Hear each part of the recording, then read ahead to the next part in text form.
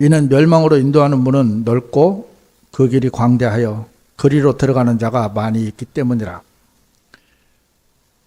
우리가 말은 많이 들었고 거의 암기하죠. 이는 생명하는 문은 좁고 그 길이 협소하여 그것을 찾는 자가 거의 없기 때문이라. 전에도 제가 한번 그 찬송을 한 적이 있는 것 같은데, 세상에는 두 길이 있네, 넓은 길 좁은 길. 넓은 길은 평탄하지만 그 길은 멸망의 길. 반응해 주세요. 어떤 길로 갈까? 아이 참. 다시. 어떤 길로 갈까? 이러면 안 됩니다. 다 같이 해야지, 다 같이. 어떤 길로 갈까? 어떤 길로 갈까? 좁은 길로 가면 예수님 만나리. 다음부터는 좀 반응을 좀 확실하게 좀 해주십시오. 그래야 제가 좀 덜 창피합니다. 우리는 이렇게 찬송도 부르고요. 또 마태복음 7장 13절처럼요. 좁은 문으로 들어가라. 이는 멸망으로 인도하는 문은 넓고 그 길이 광대하여 그리로 들어가는 자가 많이 있기 때문이라 하고 성경에 분명히 못을 박아놨어요. 어떤 길로 갈까 하는데 말은 입은 좁은 문인데 실제로 가는 길은 넓은 길이에요.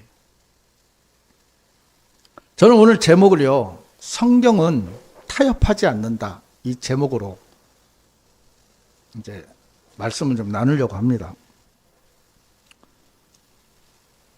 세상하고 이 교계라 합니까? 기독교, 가톨릭 말할 것도 없고요. 외치는 구호가 공통이에요. 평화, 화합, 연합, 사랑. 또 요즘 이제 구호 많이 외치죠. 개신교에서 우리는 하나. 참 좋죠.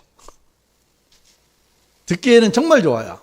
그리고 그것을 바탕으로 이제 이들은 모이고 이제 연합하고 그렇게 이제 합니다. 그런데 우리가 읽고 있는 성경은 과연 그것을 지지하느냐? 뭐 결론은 뻔하잖아요.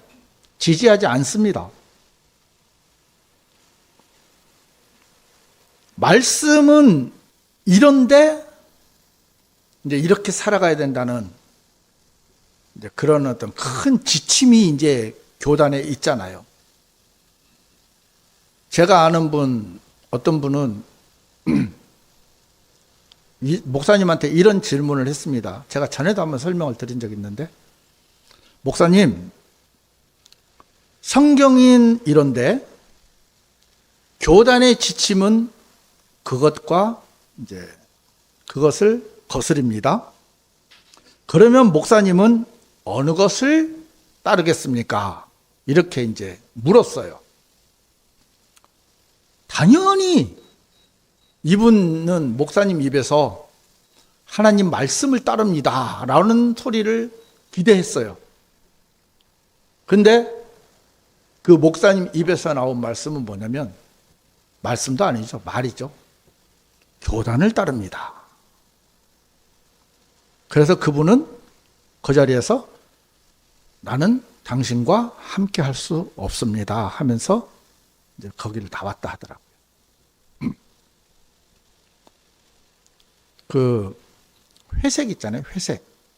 회색은 어떤 색으로 어떤 색과 어떤 색이 합쳐지면 나오는지 아시죠? 혹시 아십니까? 예? 틀려도 돼요. 자신 있게 말씀하십시오. 예, 검은색, 흰색. 검은색, 흰색이 합쳐지면 이제 회색이 나옵니다. 그래 이제 회색은요, 참 사람들이 좋아해요. 왜냐하면 성경을 이제 변개시킬 때 가장 좋아하는 게 이제 회색이거든요.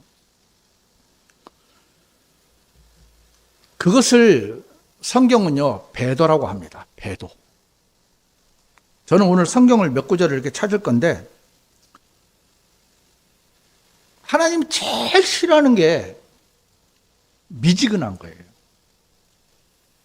그리고 중간지대, 뭐 미지근이나 중간이나 같은 말인데, 우리 세상에서 그런 말 있잖아요. 술에 술 탄 듯, 물에 물 탄 듯. 이런 말 들어보셨죠? 그러니까 참 줏대 없는 사람을 이야기할 때 하잖아요. 신앙도요, 하나님은 줏대 없는 사람을 참 싫어하세요. 마태복음 6장 24절을 보면 아무도 두 주인을 섬길 수 없느니라. 이는 그가 한쪽을 증오하고 다른 쪽을 사랑하거나 아니면 그가 한쪽을 받들고 다른 쪽을 멸시할 것이기 때문이라. 너희는 하나님과 만몬을 함께 섬길 수 없느니라 하면서 요한계시록 3장 15절에 16절을 보면 내가 너의 행위들을 아노니 네가 차갑지도 않고 뜨겁지도 않은 것이라. 나는 네가 차갑거나 뜨겁기를 바라노라. 그렇다면 네가 그토록 미지근하여 차갑지도 않고 뜨겁지도 않은 까닭에 나는 나의 입에서 너를 토해내겠노라. 성경은 중간지대가 없다는 거예요. 차라리 차갑든지 뜨겁든지 둘 중에 하나. 여기서 차갑다는 말이요, 신앙을 버리는 게 아니에요. 예전에 이제 거의 대부분 모든 그 목사님들이 설교하는데 차가운 거는 신앙이 아니라 하는데, 이 차가운 것을 제가 옛날에 찾아보니까요, 우리 아주 냉철하게 판단하는 판단력이에요. 여기서 보면 뭐라고 하냐면 차갑거나 뜨겁기를 바란다 했지. 그렇죠? 우리 성경을 정확하게 봐야 돼요. 하나님은 미지근한 걸 싫어하세요. 자, 그런데 제가 이제 오늘 아까도 자료를 나눠드렸지만 그건 집에 가서 보십시오. 이 지금 배도의 물결이 얼마만큼 우리 눈앞에 와 있는지를 우리가 한번 생각을 좀 해볼 시간을 좀 가졌으면 좋겠습니다.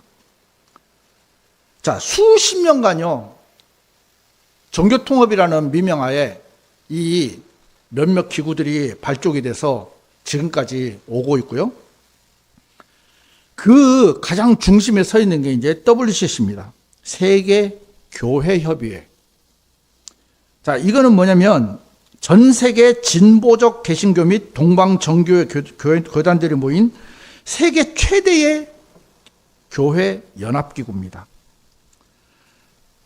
이 사람들이 모인 목적이 뭐냐면 교리적 진리나 어떤 혼의 구원보다도 사회적 평화, 인권, 그 다음에 환경 등 이 세상에 살아가는 세속적 가치를 우선시해서 세상의 모든 종교와 교파를 하나로 묶는, 말 그대로 세계 종교통합 및 외형적으로 일치하는 기구, 이제 목적으로 이제 WCC가 이제 발족이 돼서 지금까지 활동을 하고 있습니다. 1965년부터 이제 시작이 됐으니까 거의 한 60년 가까이 되죠. 로마 카톨릭과 공동 실무위원회를 운영하면서 가장 중요한 게 교리의 경계를 허물었어요. 교리의 경계를. 그리고 다른 종교에도 구원이 있다 해서 종교 다원주의 길을 넓혀왔습니다. 또 하나의 기구는 WEA입니다. 세계 복음주의 연맹인데, 이것은요, 원래는 WCC의 그 진보적 다원주의 경향을 반대했어요. 반대해서 만들어진 기구예요. 그러니까 성경의 권위를 믿는 성도들이 만든 세계 복음주의 그 정통 교단 연합체예요. 명목은 좋죠. 하지만 이 사람들의 목적이 뭐냐면 원래의 설립 취지와 달리 자기 영향력을 키우면서 이제 세상적으로 영향력을 확대했어요. 그래서 지금은 어떤 식으로 되냐면 WCC 및 카톨릭과의 타협을 통해서 세계적 세력 확대 그리고 통합을 추구하게 됐습니다. 그래서 이들은 복음주의를 내세우면서도 2011년 WCC 그 다음에 바티칸 교황청과 공동문서를 발표했고요. 2025년 서울 총회에서는 크리슬람 운동을 주도하는 릭 워렌 그 목사가 있는데 그 목사를 내세워서 카톨릭 및 이슬람교의 교리적 그리고 조직적 일치를 모의해온, 어떻게 보면 WCC는 대놓고 이제 그 종교 통합에 대해서 주도를 하고 있지만 이들은 복음주의라는 그 미명하에 물밑에서 이런 작업을 벌이고 있습니다. 그리고 우리가 2024년도에 그 인천에서 열린 로잔 대회라고 있잖아요. 이 로잔 대회는 1974년 우리 그 빌리그레암 목사하고 존 스토트 목사가 좀 배교의 대회에 이제 동참을 했죠. 그래서 이제 자기들이 나름대로 정통 선교를 재정립하자 해서 만든 세계 복음주의 선교 운동회입니다. 근데 역시 이들도 스스로 에큐메니칼 운동에 동참한다고 밝혔고요. 2024년 9월 인천 제4차 대회에서는 카톨릭에 상징하는 그 상징과 타협적 인사들을 단상에 내세워서 복음의 경계를 이제 스스로 허물었습니다. 근데 제가 오늘 이제 원래 이 설교를 하게 된 가장 큰 이유가 뭐냐면 내년에 2027년 8월에요. 카톨릭 WD 세계 청년대회가 서울에서 열립니다. 이것이 수십 년간 이제 밑바탕으로 깔아놓은 종교 다원주의, 그렇죠? 그 다원주의를 기반으로 해서 열리는 대회인데 제가 보니까 이미 정부와 그다음에 국회의원과 수많은 기관에서 이 모임을 후원하고 이제 지원하기로 결정이 돼 있더라고요. 그래서 여야 상관이 없더라고요. 제가 그 참여하는 국회의원들도 보니까 여야 상관없이 많은 부분들이 이제 이렇게 진행이 되고 있습니다. 자, 그런데 제가 염려하는 게 뭐냐면 지금도 카톨릭을 하면은 우리 그 로마에서 무슨 교황이 한번 딱 나타나서 창문 너머로 나타나서 메시지를 한번 전하면 정말 세계의 많은 젊은이들이 이제 모이잖아요. 카톨릭이 이 대회를 한번 열면요, 필리핀 같은 데서 500만 명이 왔대요. 500만 명. 말이 500만 명이죠. 우리나라 같은 경우는 지금 그렇게 모일 수 있는 장소는 없어요.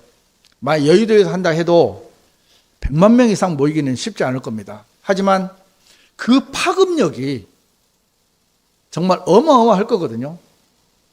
그러면 지금도 우리가 복음을 전하기 어려운 시대인데 이런 대규모 세계적인 행사가 열려버리면 복음의 경계는 더 허물어져 버리고요. 여기에 많은 개신교 목사들이 이제 참여를 할 거거든요. 그러면서 그 경계는 점점 더 교리와 어떤 그 복음의 경계는 무너지고 천주교와 같은, 천주교는 참 자유롭거든요. 술, 담배 다 허용이 되잖아요. 그리고 제가 아는 분 얘기를 들어보니까 아침에 미사를 가면 이 서로 모르는 남녀끼리 이렇게 껴안고 인사한대요. 친교의 시간을 하고. 부럽습니까? 그러니까 내가 죄를 짓고도 죄책감을 갖지 않을 수 있는 그런 것들을 많이 열어놨어요. 그래서 지금은 제가 듣기로는 개신교에서 나와서 천주교로 흘러가는 사람이 많다 하더라고요. 그리고 뭐 이단 사이비는 말할 것도 없고요. 그러니까 큰 개신교는 점점 줄는데 카톨릭과 이단 사이비 쪽으로 흘러들어가는 사람들은 참 많대요. 그만큼 이제 개신교는 이제 붕괴가 되고 있다고 봐도 과언이 아닌 겁니다. 그러니까 어떻게 보면 로마 카톨릭 중심의 이 단일 체계가 확산이 돼가는 속도가 수십 년 전에 이루어졌던 것보다 기하급수적으로 이제 이 포교가 이루어지고 있다고 봐도 되죠. 그리고 많은 젊은이들은 그런 눈에 보이는, 왜? 쉽잖아요. 유아 세례 받으면 구원을 받고요. 세례 받으면 구원을 받고요. 거기 그 천주교 그 교리 공부하면 구원을 받고요.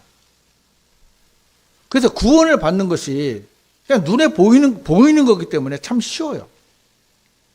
물론 우리가 전하는 복음이 내 마음 하나만 내려놓고 회개하면 훨씬 더 쉽지만, 그들은 눈에 보이는 어떤 것들을 요구하기 때문에 술, 담배하고 죄를 지으면서도 구원을 받을 수 있는 길들이 있다고 하면 사람들은 그 길을 택하는 거예요. 그래서 예수님이 아니어도 구원을 받을 수 있는 거예요. 예수님이 아니어도 구원을 받을 수 있는데, 성경은 예수님이 아니면 구원을 받을 수가 없잖아요. 이게 지금 우리 각 기독교 교단이 지금 그 WCC나 WEA나 그 WYD, 그 카톨릭 그 세계 대회죠. 거기나 이 교대하고 연대하는 우리나라 개신교 지금 명단입니다. 대략 교회는 46,000개 정도 되고요. 사람 숫자로는 한 820만 명 내외라 합니다. 이거 뭐 정확한 수치는 아닙니다. 대략 이 정도로, 그러니까 아무리 적어도 85% 이상, 많게는 90% 이상 지금 WCC, WEA, WYD 이런 부분들에 다 연대가 돼 있다고 보면 되는 거예요. 이게 참 무서운 거거든요. 근데 저는 오늘 성경 몇 구절을 제가 소개를 해드리면서 과연 이것이 맞느냐 아니면 성경이 맞느냐를 여러분들 스스로 한번 판단해 보시기를 바랍니다. 요한복음 14장 6절에는 예수님께서 이렇게 말씀하셨습니다. 나는 길이요 진리요 생명이라. 나로 말미암지 않고는 아버지께로 올 자가 많다? 아무도 없다. 자, 예수님께서 이렇게 말씀을 하셨어요. 예수님 아니면 아버지께로 올 자가 한 서너 명 없다? 아닙니다. 아무도 없답니다.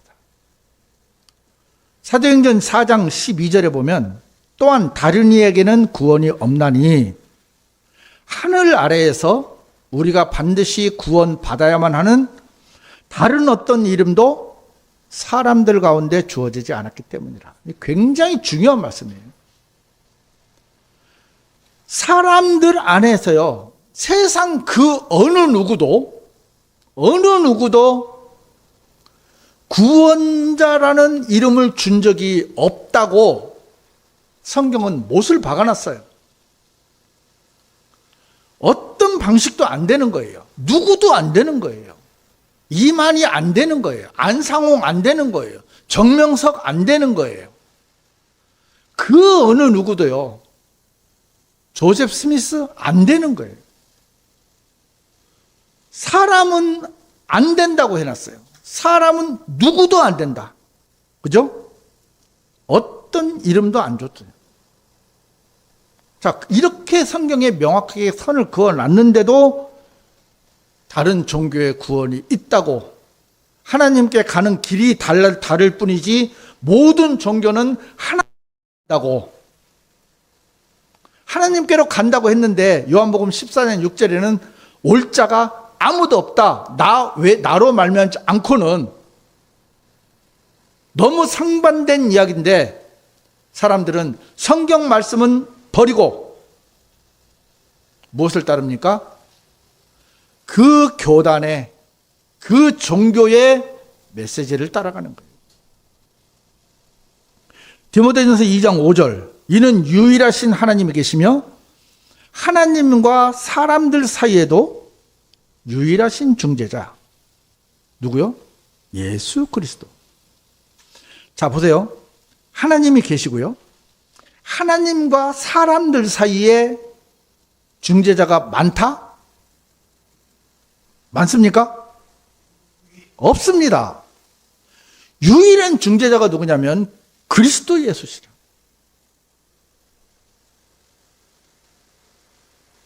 포괄적으로 아무리 넓혀보고 살펴봐도요, 우리는 성경 안에서 답을 찾아야 돼요. 아까 설명했던 그분처럼 말씀과 교단의 교리가 다르면 당연히 교단의 교리를 버리고 말씀을 선택을 해야 되는데도 사람들은 자기 밥줄이 걸려서 그런지 교단의 교리를 따르는 사람들이 정말 많다는 겁니다. 갈라디아서 1장 7절에서 8절은 그것은 또 다른 복음이 아니요 다만 너희를 교란하고 그리스도의 복음을 왜곡하려는 어떤 이들이 있는 것이라. 그러나 우리나 하늘에서 온 천사라 할지라도 우리가 너희에게 선포해 온 것 외에 어떤 다른 복음을 너희에게 선포한다면 그는 저주를 받을지어다. 천사도 안 된다. 자, 하물며 하늘에서 온 천사도 안 되는데 사람이 만들어 놓은 교리를 따라가는 사람들은 당연히 저주를 받지 않겠습니까? 우리는요, 이 말씀이요, 그냥 이런 말씀이 있구나라고 생각하지 마시기 바랍니다. 이거 정말 무서운 말씀이거든요. 이대로 안 하면 우리는 저주를 받는다고요. 그냥 이대로 안 하면 안 하는 게 아니고 뭐라고 되어 있습니까? 저주를 받는다 안 합니까? 근데 사람들은요, 사랑의 하나님만 믿고 싶지 정말 진노하시는 저주의 하나님은 사람들이 안 믿으려고 해요. 어떤 다른 복음을 너희에게 선포한다면 그는 저주를 받을지어다. 이게 성경에 대해서 분명히 명시되어 있고, 또 제가 아까도 말씀드렸죠. 성경에 기록된 것은 반드시 이루어진다. 맞습니까? 예, 반드시 이루어지기 때문에 무서운 거예요. 반드시 이루어지고 그것이 내 눈앞에 나타나기 때문에 두려운 거예요. 우리가 왜 구원을 받았습니까? 여러분, 진짜 하나님을 사랑해서 구원받았습니까? 아닙니다. 정말 지옥에 갈 내 모습이 보였기 때문에 그 지옥에 가지 않기 위해서 우리는 구원자이신 예수 그리스도의 은혜의 복음을 받아들인 거잖아요. 지옥을 두려워하지 않으면 복음은 들어가질 않아요. 받아들일 수도 없고요. 하지만 지금 많은 사람들은 지옥에 대해서 두려워하는 마음이 없잖아요.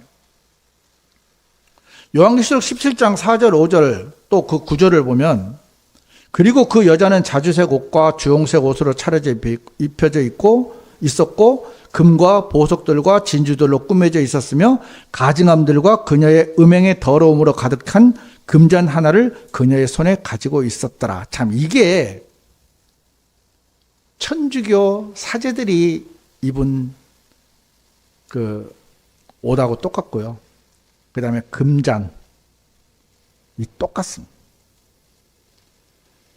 근데 이 사람들이 누구냐 하면요, 신비라, 바빌론이라, 땅의 창녀들과 가증한 것들의 어미라 하고 성경에 기록이 돼 있어요. 그런데도 우리가 말 안 듣는 자식한테 그러죠. 하지 말란 짓만 골라서 하잖아요. 그래, 성경에 하지 말라고 한 것과 가증하다고 한 그것을 골라서 하고 있는 게 카톨릭하고 개신교입니다. 너희는 이런 방식으로 기도하라 하니까 주기도문 만들어버렸죠. 그 다음에 사도신경이라는 거 만들어갖고 카톨릭을 믿게 만들어버려요. 나도 모르게 카톨릭을 믿사옵니다 하고 고백을 하잖아요. 거룩한 공예라는 게 카톨릭 처치거든요. 그리고 성인 통공설입니까? 그 죽은 사람을 불러내는 접신술, 그 다음에 사제한테 자백해서 죄를 사함 받는. 그러니까 성경에서 하지 말라는 것만 골라서 만들어 놓은 게 사도신경이에요. 그것을 매주 신앙 고백을 하고 있어요. 우리는 이렇게 이제 성경과 엇나가는 삶을 사는 사람들이 정말 많이 있습니다. 저는 또 하나가 뭐냐면, 우리 그 일제강점기 시대에 신사참배, 우리 소영재님은 그 시대 분 아니었습니까? 아니었어요? 어렸었습니까? 대부분의, 저는 놀란 게 뭐냐면 일부만 신사참배를 한 줄 알았어요. 근데 한국의 개신교 거의 대부분이 신사참배를 했는데 명분이 참 좋았어요. 명분이. 여러분들이 들어봐도요, 신사참배 할 만합니다.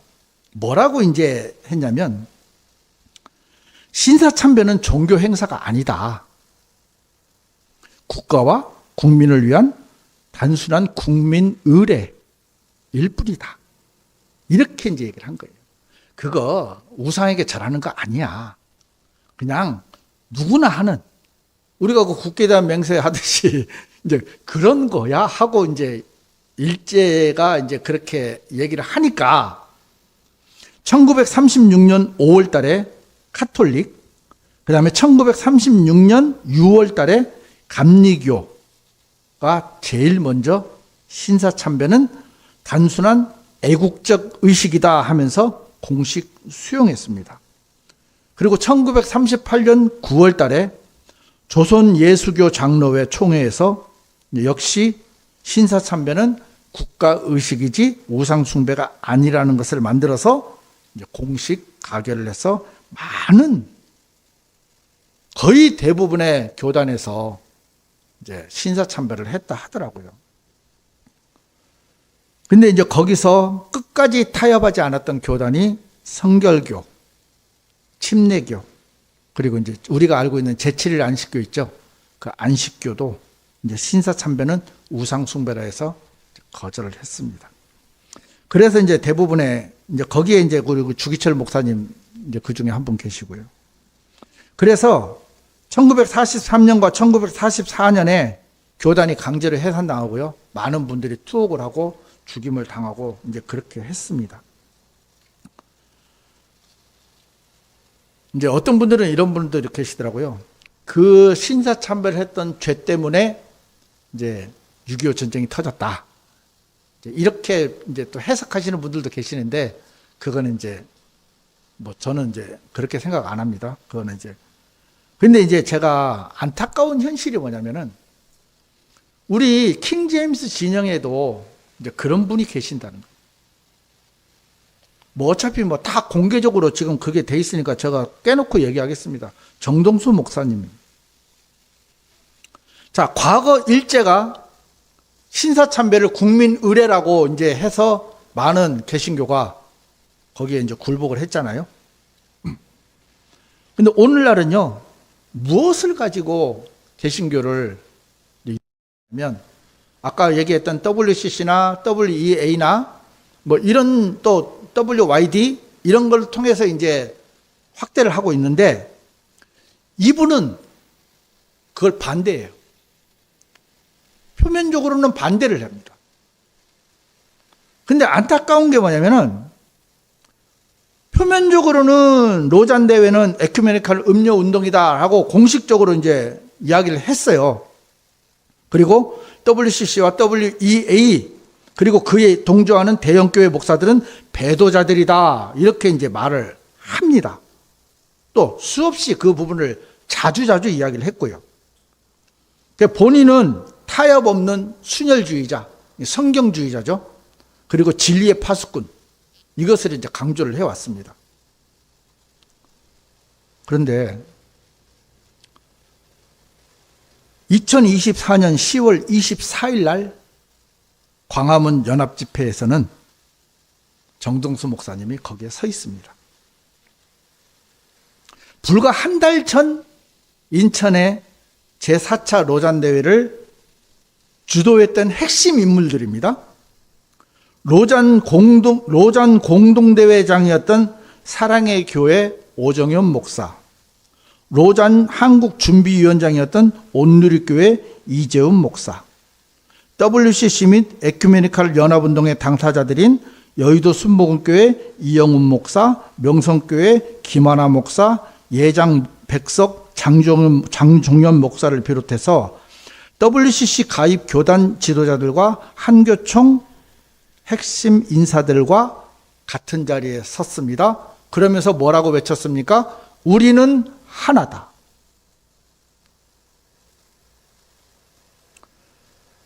공식 입장은 자기는 순수하게 순혈주의자, 진리의 파수꾼으로 공식적인 입장은 냈지만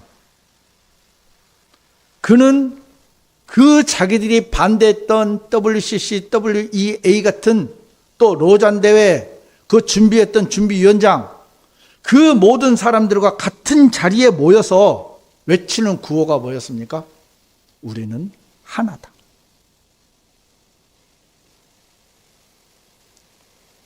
자, 그러면 아마 이 설교를 흠정역 진영에서 들으면 저한테 어떤 공격을 해올지는 모르겠지만 그분들은 여전히 정동수 목사님이 순수한 하나님의 종으로 생각할 겁니다. 자, 그러면 이거는 제가 판단하는 게 아닙니다. 성경도 정동수 목사님을 진리의 파수꾼이고 순수하게 복음만을 외치는 복음주의자, 쉽게 말하면 바이블 빌리버냐, 성경은 그렇게 인정할 것이냐. 근데 제가 보는 성경은 그렇지 않더라고요. 이게 사람들이 속는 겁니다. 이게 사람들이 속는 거예요. 여러분, 제가 교회에서 정치 얘기를 못하게 하는 이유가 뭔지 아십니까? 그 정치 얘기를 하는 그것 자체가 나쁜 게 아니라는 거죠. 나도 모르게 그 WCC, WEA, WIT 그 속에 속한 사람들과 같은 운동을 하고 있잖아요. 그러면서 나는 애국자고 나는 자유민주주의를 수호하고 나라와 민족을 위해서 기도하는 것이 하나님을 위한 것처럼 그 마음 속에 속는 거예요. 그분들을, 그 태극기 운동을 주도하는 사람들이 누굽니까? 다 WCC, WEA에 속한 목사들 아닙니까? 그러면 거기에 나는 아니야 라고 정동수 목사님이 나는 순수주의자야, 나는 진리의 파수꾼이야 하면서 그곳에 가서 우리는 하나다라고 외치는 것과 뭐가 다르냐는 겁니다. 여러분, 성경은요 결코 그들을 용납하지 않습니다.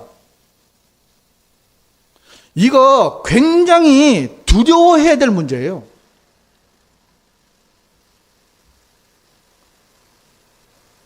내가 생각하는 거 말고요, 본인이 생각하는 거 말고 성경에서 과연 그들을, 그 목사님을 진리의 파수꾼으로 인정을 해주느냐, 이 말이에요.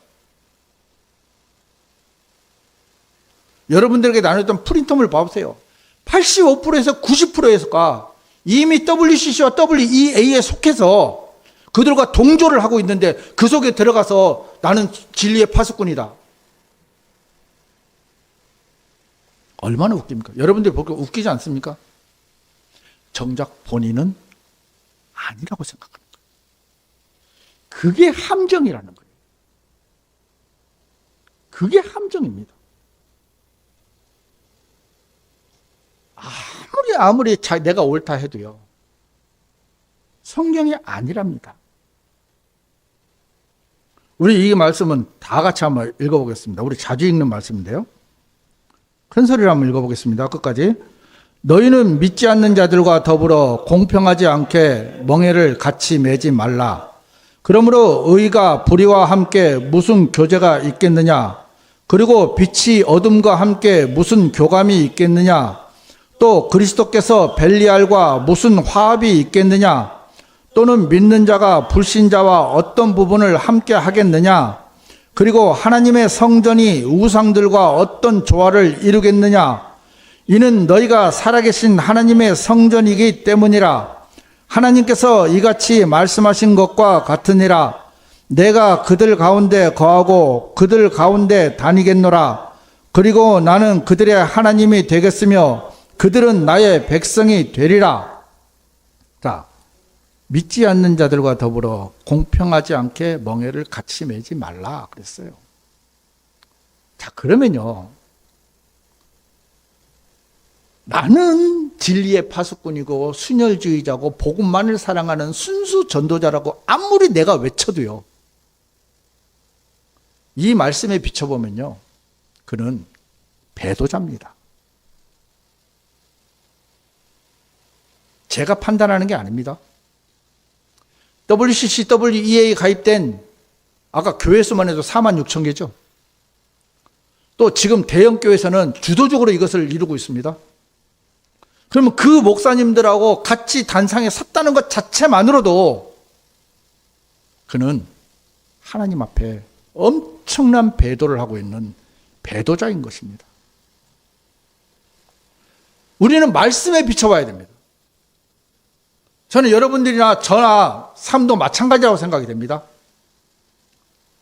우리가 여기 일주일 동안 죄 한 번도 안 지으신 분 손 들어보십시오. 다 죄 지으셨습니까? 그 죄를 감각을 하셨어요? 대답 한번 해보십시오. 내가 죄를 짓고 있는데 죄가 감각이 되던가요? 안 돼요? 죄가 감각이 안 되면은 그거는 문둥병이에요. 우리가 하나님 앞에 잘못된 부분들이 보여지는 삶이 없다면요, 우리는 죄를 그냥 계속 지을 수밖에 없어요. 왜 하나님이 말씀을 주셨고요, 우리에게 말씀을 듣게 하시고 읽게 하시고 교제가 있게 하시냐면 그 죄에 대한 감각을 계속 키워내려고 하시는 거예요. 여러분, 사도 바울이요, 인간적으로 완벽한 사람이었습니다.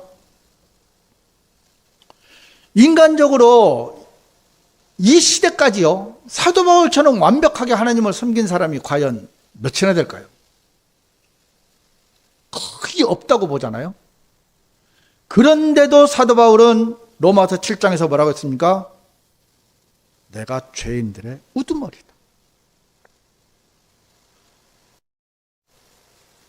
로잔 대회를 거부하고 WCC를 거부하고 WEA를 거부했다 하더라도 그 사람들과 함께 단상에 섰다면요, 그는 하나님 앞에 저주받은 인간인 것입니다. 의가 불의와 함께 무슨 교제가 있겠느냐? 저는 안타까운 게 뭐냐면 이걸 보면서요, 제가 좀 조사를 해봤어요. 정확한 수치는 아닙니다.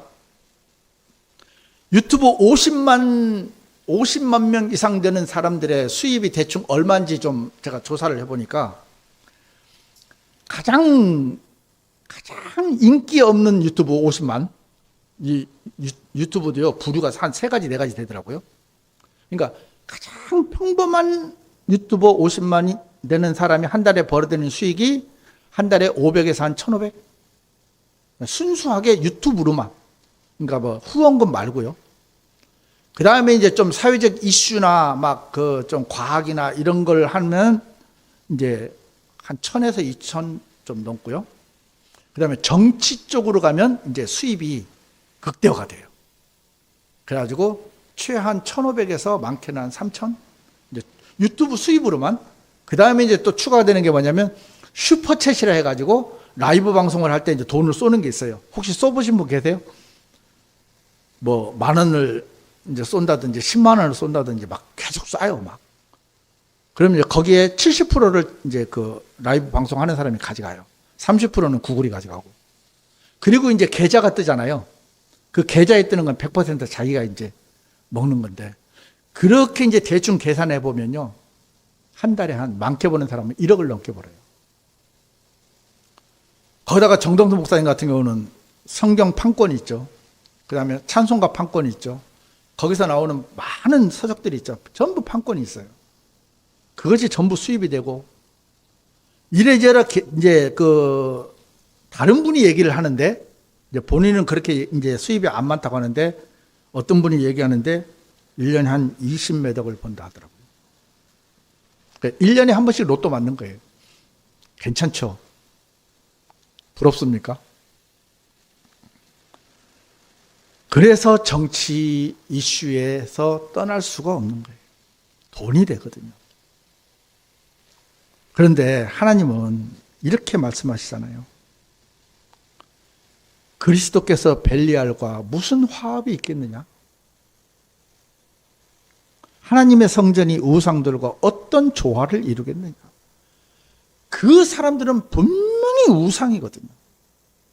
우상 숭배자들이거든요. 그런데 나름 진리의 파수꾼이라고 얘기하는 그분은 그 우상 숭배자들과 같이 있잖아요.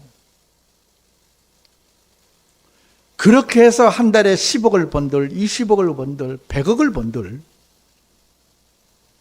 지금은 좋죠. 호래호시 갖고. 얼마나 좋습니까? 정말 어떤 분은 다른 정동수 목사님 말고 다른 분은 일요일 날 지역교회 한번 가면 최하 500에 일주일에 최하 500에서 2천만 원을 갖다 현금으로 받아오거든요. 그러면 한 달에 좀 부지런하면 최하 5천만 원 이상은 버는 거예요. 괜찮죠?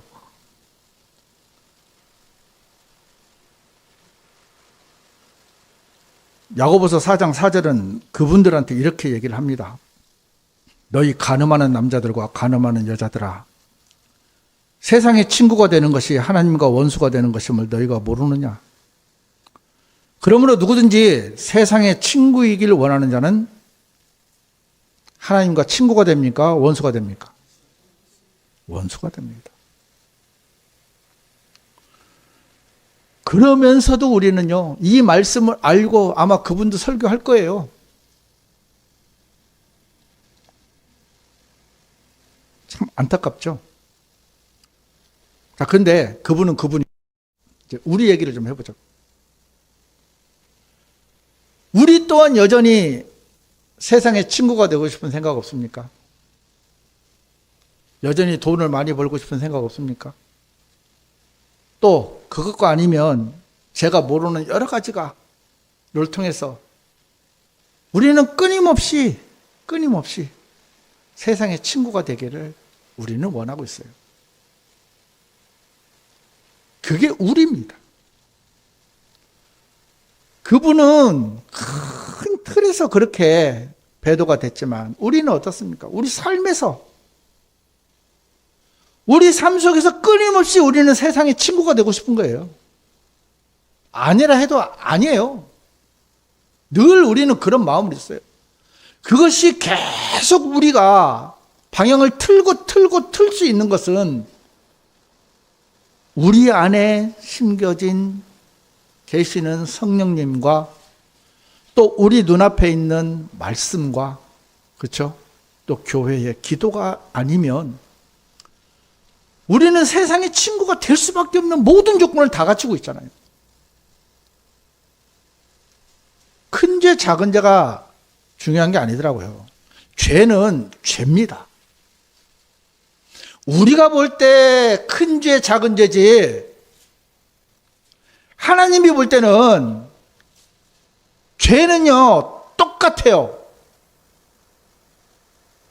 우리가 그 죄를 감각되지 않으면요, 우리는 신앙생활을 할 수가 없어요. 지금 갈수록 세상은요, 이 죄에 대한 감각이 무뎌지잖아요. 죄를 죄로 여기지 않잖아요. 그렇기 때문에 우리도 어느덧 그 흐름 속에 얼마든지 쓸려갈 수가 있거든. 그래서 하나님께서는 우리에게 끊임없이 말씀을 주시는 거예요. 돌이키라고. 너희 가늠하는 남자들과 가늠하는 여자들아, 세상의 친구가 되는 것이 하나님의 원수가 되는 것임을 너희가 모르느냐? 알아요. 알면서도 그런다니까. 그분 알아요. 알면서도 돈이 좋은 거예요. 비단 10억이 아니고 20억이 아니더라도 1년에 1억만 벌어도, 그렇죠? 우리 같은 거 상상도 못할 일이잖아요. 고물 주는 데서 금덩어리 하나 나오지 않는 이상. 그죠? 일 가셔갖고 어디 우연히 그냥 어떤 걸 횡재하지 않는 이상.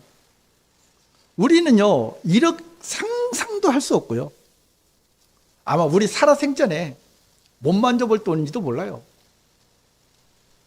그런데도 우리는 괜찮은 게 뭐냐면 차라리 떳떳한 게 안 낫겠습니까? 차라리 떳떳한 게 안 낫겠습니까? 우리가 죄를 감각이 돼서 그 죄를 자백할 수 있고요. 그 죄에서 돌이킬 수 있는 그 마음 하나가요, 얼마나 귀한지 모른다는 거예요. 그거는 금덩어리로도 살 수가 없어요. 그거는 10억, 20억, 100억, 1000억 주고도 살 수가 없는 거예요. 왜? 살아계신 하나님 앞에 내 자신이 비추어 보지 않으면 결코 알 수 없는. 그러니까 다른 사람들이 볼 때야 우리같이 바보스럽고 천치스러운 삶이 어디 있습니까? 하지만 그 삶이 하나님과 가까워질 수 있는 기회라는 사실을 여러분들이 아시길 바랍니다. 세상에는요, 결코 넓은 길에서 주님을 찾을 수가 없어요. 하지만 사람들은 말로 좁은 문으로 가야 된다고 하지만, 좁은 문으로 가야지 하면서 어디로 걸어요? 넓은 길로 걷고 있는 거예요. 그러면서 나는 어떻게 걷고 있어요? 나는 좁은 길로 가고 있다고 착각을 하고 있는 거예요. 이게 이 시대의 현실입니다. 정말 우리가요, 너무너무 감사한 게 뭐냐면, 우리도 얼마든지요, 세상 교단에 속해 있었으면 나도 모르는 사이에 WCC와 WEA에 가입되어 있을 수 있는 거예요. 나도 모르는 사이에 배도자가 되는 거예요. 배교자가 되는 거예요. 배도의 길을 걷기 싫어도 걸어갈 수밖에 없는 조건이 돼버린 거잖아요.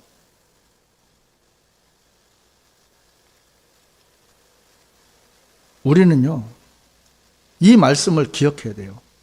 누구든지 세상의 친구이길 원하는 자는 하나님의 원수가 되느니라. 그래서 우리는 미지근하지 말게 되길 바랍니다.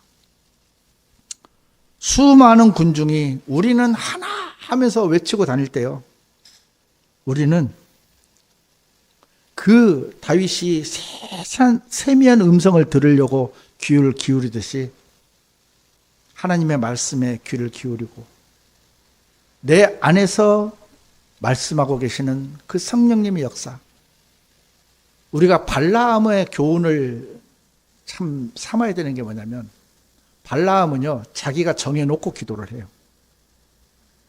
그럼 하나님은 해 그러거든요. 분명히 하지 말았겠거든요. 가지 말았겠거든. 근데 결국은 가잖아요. 왜? 뭐 때문에? 재물 때문에. 우리가 하나님을 등지는 이유는요, 많지 않습니다. 하나님, 돈입니다. 그 돈 때문에 하나님을 저버리고 배교하고 배도의 길로 걸어가는 거예요. 유다 이스카리옷이 그 돈 때문에 예수님을 버렸잖아요. 여러분들이 주위에 보면 모든 목사들의 타락의 첫 번째 원인이 뭡니까? 돈입니다. 우리는 이 말씀을 기억하세요. 이는 생명으로 인도하는 문은 좁고 그 길이 협소하여 찾는 자가 거의 없다.